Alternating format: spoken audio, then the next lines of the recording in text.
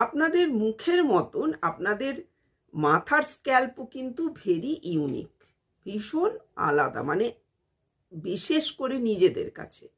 কারণ স্ক্যাল্প যদি পরিষ্কার হয় তাহলে কিন্তু আপনার হেয়ার গ্রোথ খুব ভালো হবে, চুল খুব সুন্দর থাকবে। আর মুখের পাশাপাশি চুলও যদি সুন্দর হয় তাহলে কিন্তু মহিলাদের বিশেষ করে দেখতে সুন্দর লাগে, এমনকি ছেলেদেরও দেখতে সুন্দর লাগে যদি মুখের পাশাপাশি তাদের হেয়ারও কিন্তু বিউটিফুল থাকে।